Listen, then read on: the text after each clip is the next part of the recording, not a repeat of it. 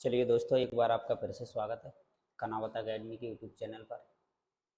और हमने अभी हाल ही में एनसीईआरटी क्लास 10th विज्ञान का सॉल्यूशन स्टार्ट किया है, जिसमें हम अभी तक की क्लास में फर्स्ट चैप्टर को कंप्लीट कर चुके हैं, सेकंड चैप्टर कंप्लीट कर चुके हैं और थर्ड चैप्टर कंप्लीट कर चुके हैं। और आज की क्लास में हमारा चैप्टर फोर्थ, जिसका नाम है कार्बन एवं उसके यौगिक, इस चैप्टर को स्टार्ट करने वाले हैं। तो सभी लोग हमारी पिछली क्लासों को लेने के लिए हमारी वीडियो को डिस्क्रिप्शन बॉक्स में इनकी लिंक दी हुई है, तो आप वहाँ जाकर इन क्लासों को कवर कर सकते हैं। तो सभी लोग सबसे पहले वीडियो को लाइक कर दीजिए, शेयर कर दीजिए, चैनल को सब्सक्राइब कर दीजिए और बेल आइकन दबा दीजिए, जिससे कि आपको आगे आने वाली क्लासों के नोटिफिकेशन मिलते रहें। तो बात करते हैं, देखो भाई, चैप्टर फोर्थ की। और चैप्टर फोर्थ में हमें दे रखा है कि कार्बन एवं उसके यौगिक। तो हमारा जो कार्बन है, जिसकी हम बात करते हैं कार्बन, इस कार्बन का सबसे पहले हमें सिंबल याद रखना है कि कार्बन का सिंबल क्या होता है। वही हमारे पास सी होता है, ठीक है। दूसरी बात, हमें इसका परमाणु क्रमांक भी याद रखना है। कार्बन का परमाणु क्रमांक, परमाणु क्रमांक जो कि होता है कितना, 6। कार्बन का परमाणु क्रमांक कितना होता है, 6। अब इस परमाणु क्रमांक 6 को हमें इसके इलेक्ट्रॉनिक विन्यास के आधार पर, जैसे कि मान लो कोई परमाणु है, ये परमाणु का नाभिक है, ये उसकी भारी कक्षाएं, ये और उसकी भारी कक्षाएं, ये और उसकी भारी कक्षाएं, तो ये हमारा नाभिक है। नाभिक के अंदर हमें देखने को मिलता है कि नाभिक के अंदर हमें मिलेंगे क्या, प्रोटॉन और न्यूट्रॉन पाए जाते हैं। और उसकी जो भारी कक्षाएं होती हैं, उन भारी कक्षाओं के अंदर इलेक्ट्रॉन्स पाए जाते हैं। क्या पाए जाते हैं, इलेक्ट्रॉन। भारी कक्षाओं में क्या लगाते रहते हैं, चक्कर लगाते रहते हैं। ये अलग अलग वैज्ञानिकों के द्वारा, जैसे कि रदरफोर्ड है, उनके द्वारा भी एक सिद्धांत में बताया गया था, ठीक है। अब हमें इस इलेक्ट्रॉन की व्यवस्था को बताने के लिए हमें इलेक्ट्रॉनिक विन्यास पढ़ना पड़ता है। इलेक्ट्रॉनिक विन्यास विन्यास पढ़ना पड़ता है। अब ये इलेक्ट्रॉन विन्यास क्या होता है, ये हम आगे डिस्कस करेंगे। फिलहाल हमें याद रखना है कि इसके अंदर परमाणु क्रमांक इसका कितना है, 6। इसका मतलब इसके अंदर 6 इलेक्ट्रॉन है। अब वो 6 इलेक्ट्रॉन जो है ना, वो किस कक्षा में हमें देखने को मिलेंगे, तो हम इनको नाम दे देते हैं। जैसे कि सबसे पहली कक्षा हमारी ये है, जिसको हमने नाम दे दिया क्या, के।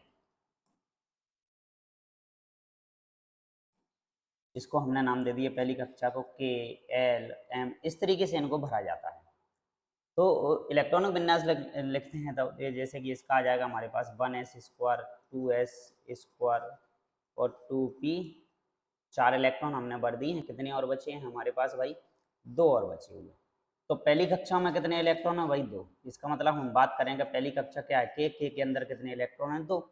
और दूसरी दूसरी कक्षा क्या है हमारी भाई, एल है। और एल के अंदर कितने इलेक्ट्रॉन है भाई, दूसरी कक्षा में एस में 2 हैं और पी में भी कितने हैं, 2, यानी 4 इलेक्ट्रॉन है। आगे हम बात करते हैं इसकी। अब देखो, कार्बन एक अधातु है और इसका प्रतीक होता है क्या, सी। भाई याद रखना है सभी लोगों को, कार्बन एक अधातु तत्व है। हमने धातु अधातुओं को पढ़ा था। तो कार्बन एक अधातु है, इसका सिंबल क्या होता है, सी। सर्वतोमुखी तत्व कार्बन इस भूप्रपटी में खनिजों के रूप में 0.2% तथा वायुमंडल में कार्बन डाइऑक्साइड के रूप में 0.3% उपस्थित होता है। तो हमारे वायुमंडल में कार्बन की जो परसेंटेज मात्रा है, वो कार्बन डाइऑक्साइड के रूप में रहता है, वो है हमारी कितनी, 0.03%।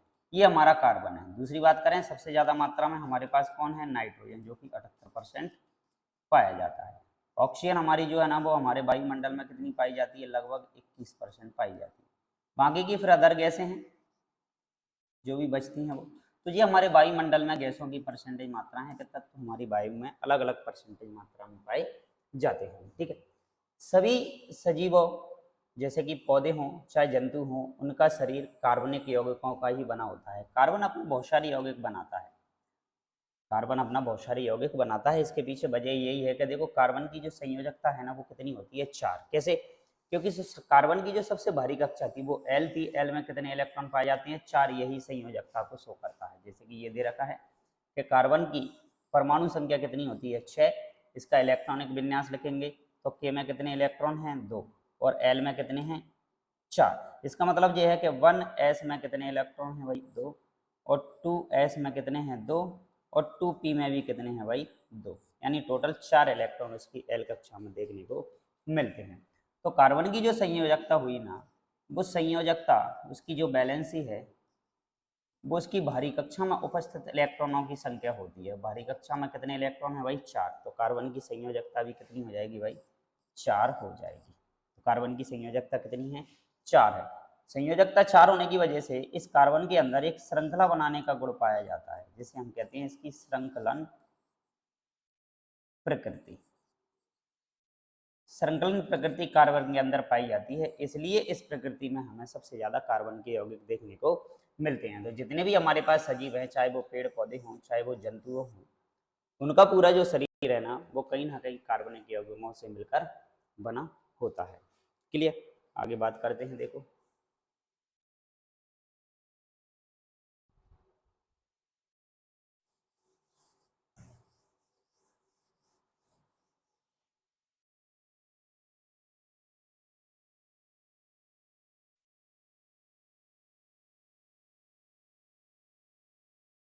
और नेक्स्ट हमें दे रखा है कि उत्कृष्ट गैस विन्यास कैसे प्राप्त करता है। मान लो कार्बन को इलेक्ट्रॉनिक विन्यास प्राप्त करना है। अब उत्कृष्ट गैसों का विन्यास क्या है भाई हमारे पास, क्या होता है उत्कृष्ट गैसों का विन्यास, तो उसकी हम बात करते हैं। देखो उत्कृष्ट गैसों का विन्यास का मतलब ये होता है कि कार्बन के अंदर,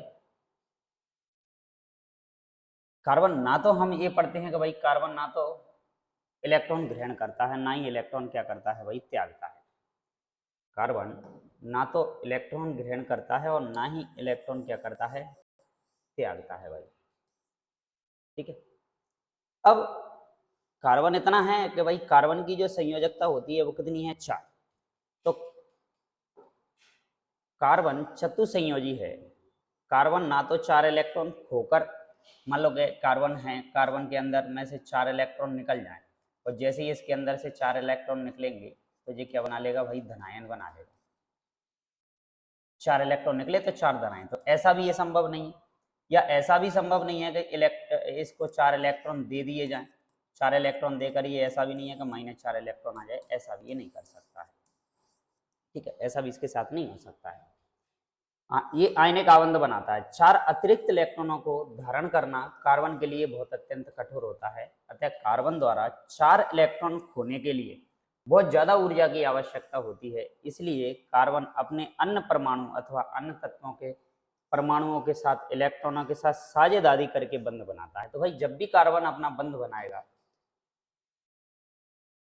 तो कार्बन हमेशा साझेदारी करेगा, किसकी? इलेक्ट्रॉनों की। इलेक्ट्रॉनिक की साझेदारी से जो बंध बनेगा वो सहसंयोजी बंध कार्बन के अंदर हमें कहलाता है, देखने को मिलता है। तो कार्बन के अंदर ना तो आयनिक बंध बनता है, ना धात्विक बंध बनता है। कार्बन के अंदर बनता है कौन सा वाला बंध? सहसंयोजी बंध। क्योंकि कार्बन जो है ना, वो हमारा इलेक्ट्रॉन की साझेदारी करता है भाई, साझेदारी, इलेक्ट्रॉन की साझेदारी करता है। और इलेक्ट्रॉन की साझेदारी से जो बंध बनता है ना, वो बनेगा हमारे पास यहाँ सहसंयोजी बंध, सहसंयोजी बंध।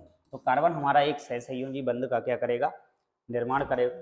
कार्बन के अतिरिक्त परमाणु हाइड्रोजन, ऑक्सीजन, नाइट्रोजन और क्लोरीन भी इलेक्ट्रॉनों की साझेदारी से बंध बनाते हैं। मतलब इनके द्वारा भी, इनके अंदर भी काय का निर्माण होता है साझेदारी से। सहसंयोजी बंध का क्या होता है भाई? निर्माण होता है। मतलब कार्बन को अपना अष्टक पूरा करना है, और अष्टक पूरा करने के लिए जो इलेक्ट्रॉनों की आवश्यकता होती है वो उनकी क्या कहलाती है भाई? साझेदारी कहलाती है। क्लियर बात? आगे बढ़ते हैं।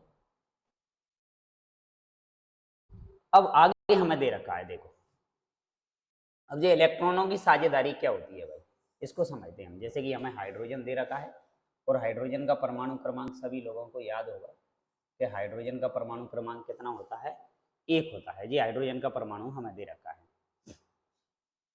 अब हाइड्रोजन का परमाणु क्रमांक 1 होता है, तो इसके अंदर इलेक्ट्रॉन भी कितना है भाई? 1 है। तो इस हाइड्रोजन के अंदर भी कितना है? 1 इलेक्ट्रॉन।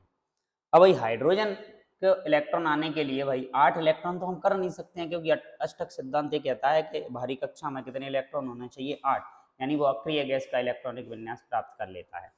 तो फिलहाल हमारे पास एस में कितने इलेक्ट्रॉन आने चाहिए, 2 आने चाहिए, तो 2 इलेक्ट्रॉन इसके पास होने चाहिए।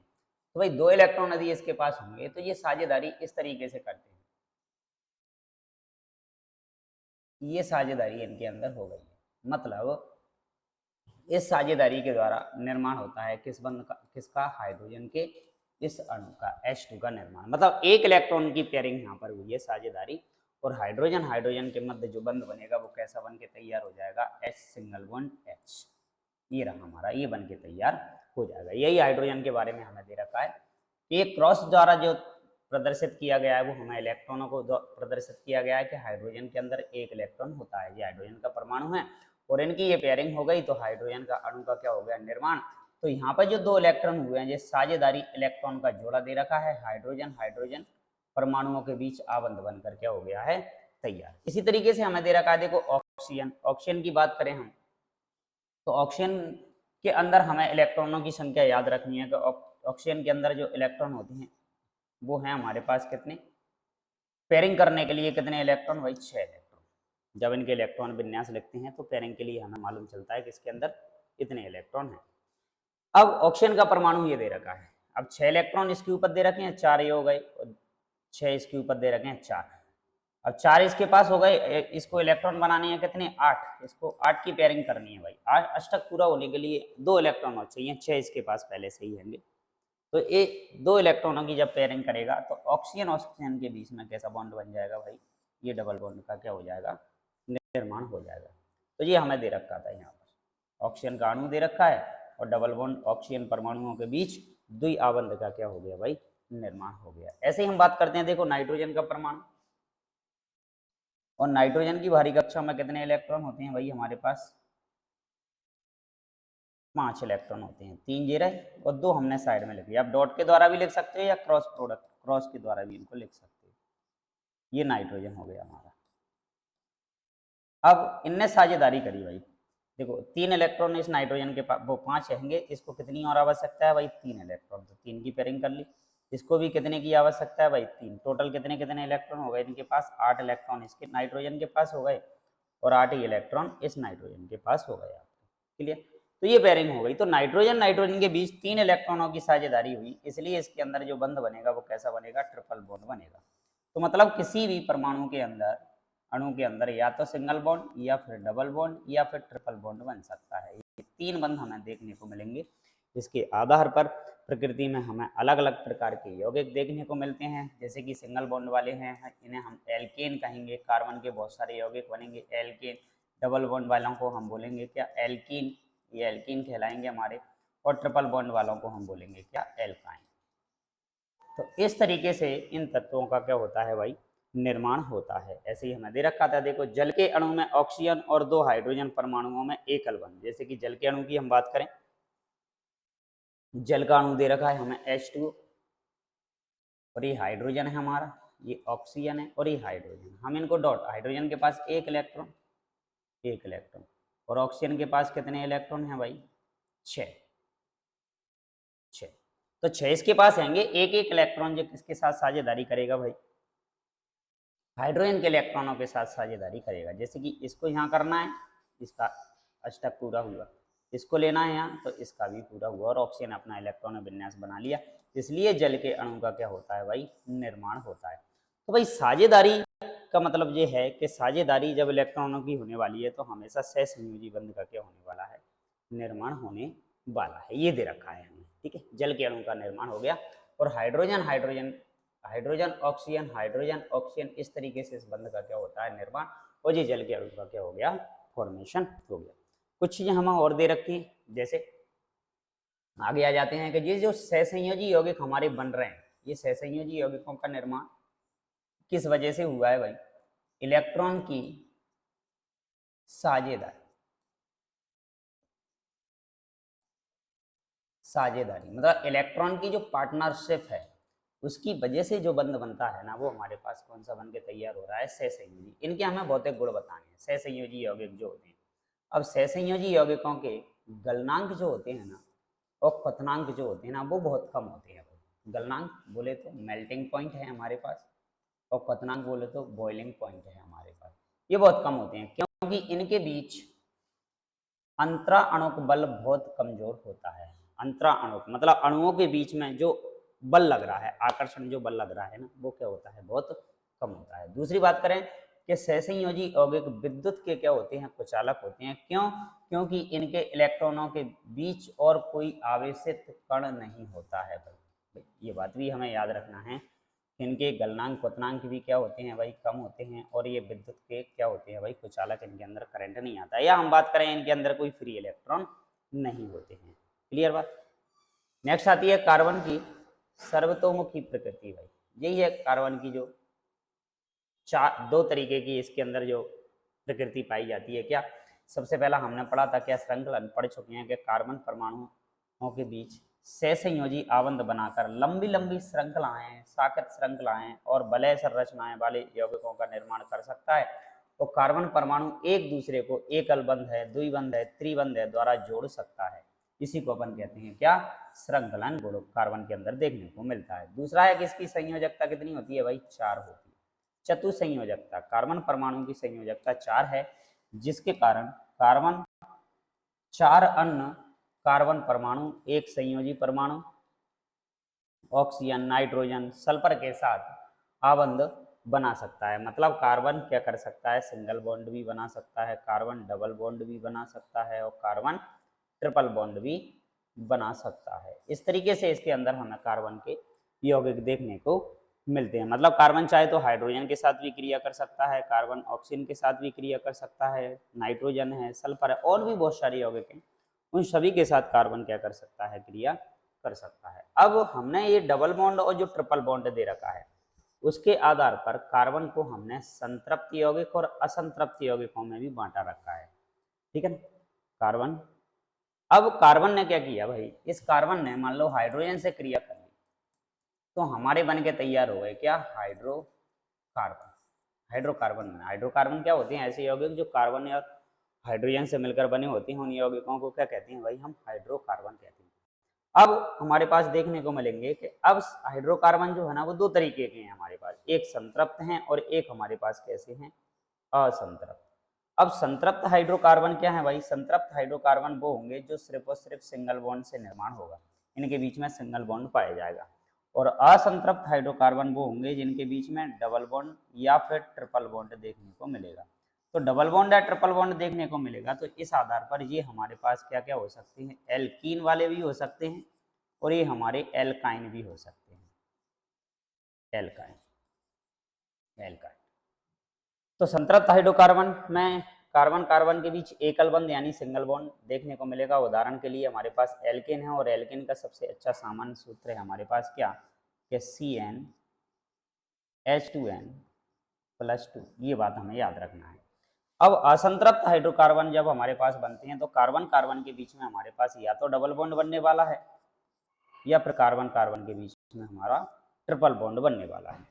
तो जब डबल बॉन्ड बनने वाला है तो हम उन्हें बोलेंगे क्या, एल्कीन। और ट्रिपल बॉन्ड जब बनेगा, जब हम बोलेंगे उन्हें एल्काइन।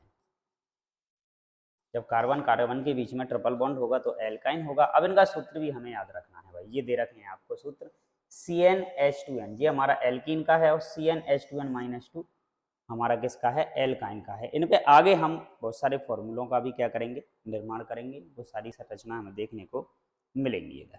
ठीक है, ये दे रखे हैं जैसे। अब बता दिए इनके इलेक्ट्रॉन बिंदु संरचना की। तो इलेक्ट्रॉन बिंदु संरचना अभी हम बनाने वाले हैं संतृप्त हाइड्रोकार्बन की। अब संतृप्त हाइड्रोकार्बन क्या है, जस्ट अभी मैंने आपसे चर्चा की थी कि संतृप्त हाइड्रोकार्बन वो होंगे जिसमें कार्बन कार्बन के बीच में सिंगल बॉन्ड होगा, तो ये हमारा सिंगल बॉन्ड कहलाएगा। संतृप्त हाइड्रोकार्बन का जो सूत्र होगा ना, वो होगा CnH2n+2। प्लस जब भी हमें सिंगल बॉन्ड देखने को मिलेगा तो वो हमारा कौन सा होगा भाई, संतृप्त हाइड्रोकार्बन होगा। और हाइड्रोकार्बन क्या है भाई हमारे पास, हाइड्रोकार्बन है हमारे पास क्या, कार्बन और हाइड्रोजन से मिलकर बने हुए यौगिक। अब हमारे पास ईथेन दे रखा है, इनका नामकरण भी हम आगे पढ़ेंगे। ईथेन दे रखा है जिसका सूत्र है हमारे पास क्या, C2H6।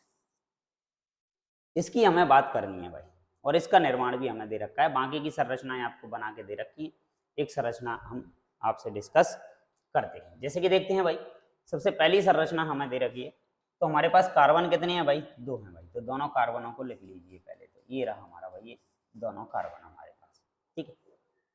अब इसका मतलब ये है कि कार्बन की जो संयोजकता है ना, वो हमारे पास कितनी है भाई? तो कार्बन की वैलेंसी हमारे पास कितनी? 4। तो चारों इलेक्ट्रॉनों को हमने इसको इस तरीके से लिख लिया है। इस कार्बन पे भी दे रखा है तो इसको भी लिख लो। इसकी भी संयोजकता 4 है, तो यानी इसकी बाहरी कक्षा में कितने इलेक्ट्रॉन है?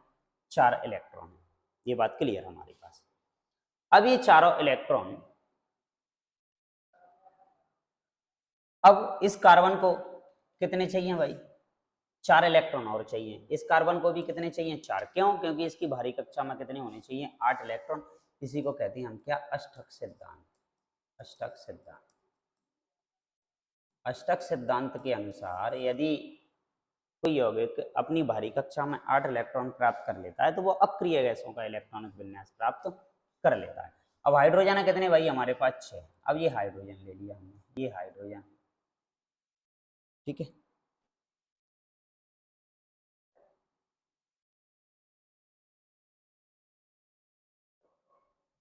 दोबारा से,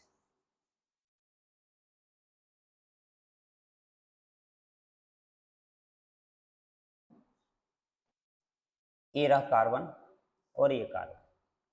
इधर ये हाइड्रोजन इससे जुड़ गया, इधर ये हाइड्रोजन इससे जुड़ गया, इधर ये हाइड्रोजन इससे जुड़ गया। ये कार्बन का ये इलेक्ट्रॉन, 4 इलेक्ट्रॉन इस कार्बन के पास भी हैं। एक हाइड्रोजन के गया, एक हाइड्रोजन का इधर गया, एक हाइड्रोजन का इधर गया। अब देखो सबने अपनी अपनी संयोजकताएं पूरी कर ली।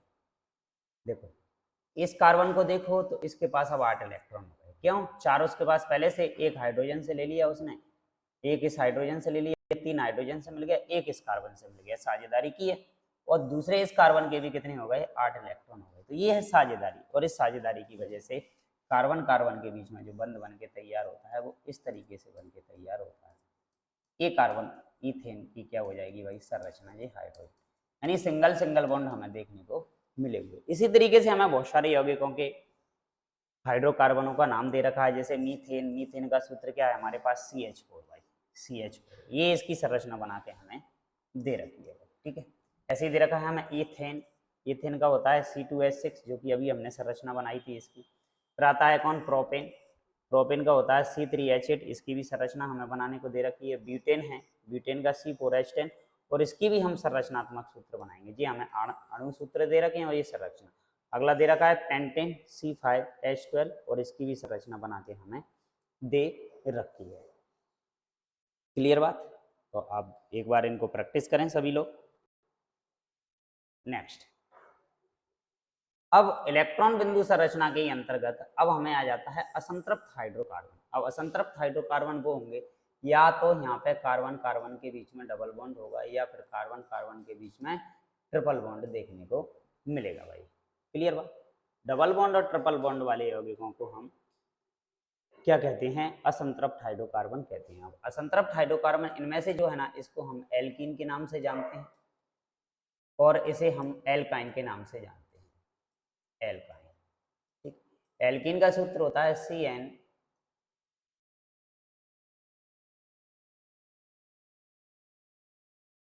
H2N, ये इसका होता है। और इस एल्काइन का होता है CN H2N+2। ये कैसे हैं भाई हमारे? ये डबल बॉन्ड वाले हैं। और ये कैसे हैं? ये ट्रिपल बॉन्ड वाले हैं। त्रिबंध इनके अंदर मिलेगा और द्विबंध देखने को हमें इनके अंदर मिलेगा। तो सबसे पहले हमें दे रखा है क्या? एल्कीन के अंदर एथीन दे रखा है, एथीन, जो कि हमारा एल्कीन है एक प्रकार का, यानी इसके अंदर हमें डबल बॉन्ड देखने को मिलने वाला है। इसकी संरचना हमें ये दे रखी है।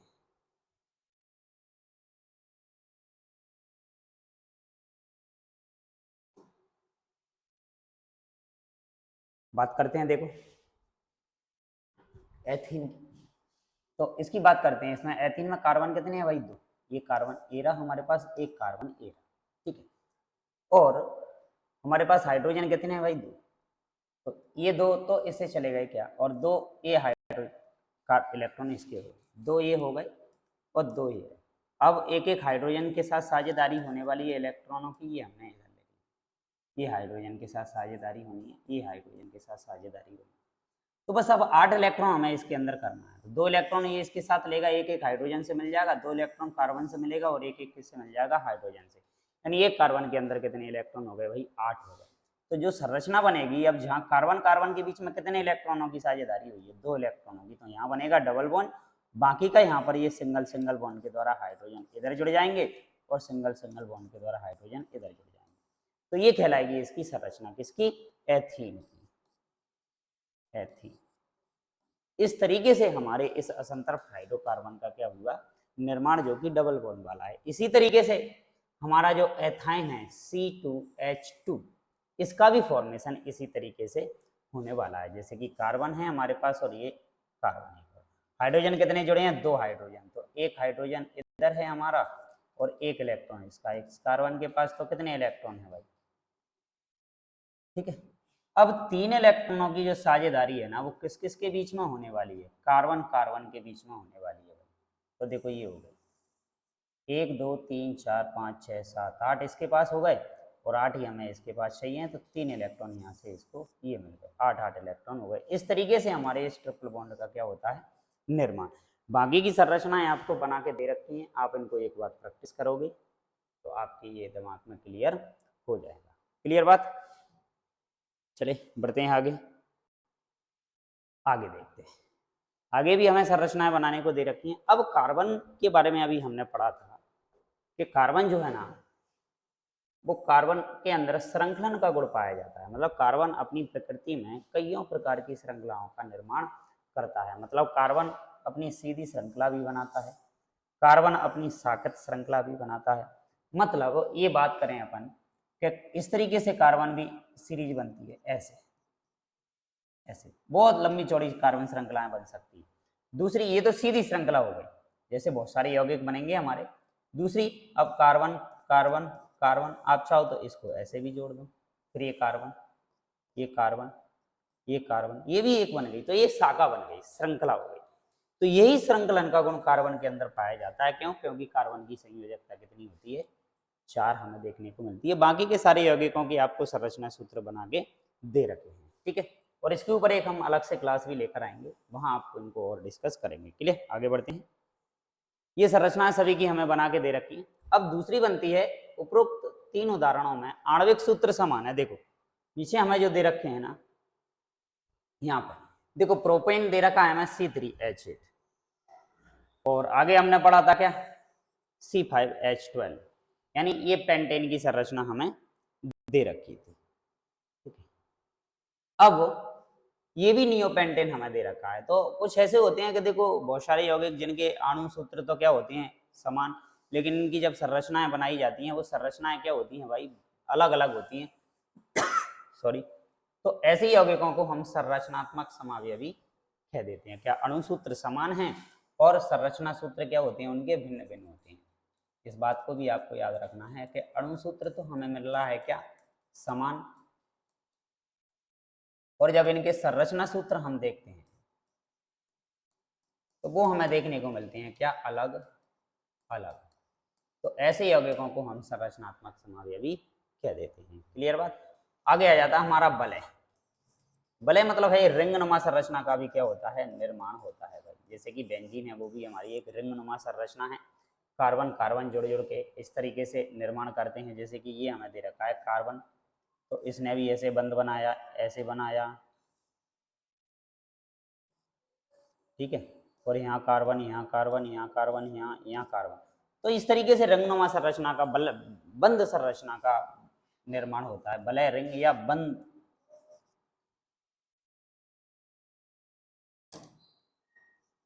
बंद संरचना का भी कार्बन निर्माण करता है, जिसके लिए हमारे पास उदाहरण दे रखे हैं। एक तो ये दे रखा है, एक ये दे रखा है असंतृप्त, जिसमें हम हेक्सेन C6H12 जो कि हमारी बेंजीन जी रही है जी C6H6, और एक हेक्सेन दे रखा है जिसमें C6 हैं और हाइड्रोजन कितने हैं, 12 हैं। तो इस तरीके से ये हमारे इन का भी क्या करता है भाई, निर्माण करता है भाई। तो आगे है हमारे पास क्या, प्रकार्यात्मक समूह। अब ये प्रक्रियात्मक समूह क्या होते हैं, इन्हें हम या तो कह देते हैं क्रियात्मक समूह, या तो हमारे पास ये कार्यात्मक समूह कहलाएंगे या क्रियात्मक समूह कहलाएंगे। तो इनको हम आपकी आगे आने वाली क्लास के अंदर डिस्कस करेंगे। और अगली क्लास के अंदर हम हमारा पूरा चैप्टर 2 क्लासों में ही अभी हमने चैप्टरों को फिनिश किया है, तो आप अभी अब तक हमारी यहाँ तक की क्लासों को कंप्लीट कीजिए और मिलते हैं आपसे अगली क्लास में। तब तक के लिए बहुत बहुत धन्यवाद।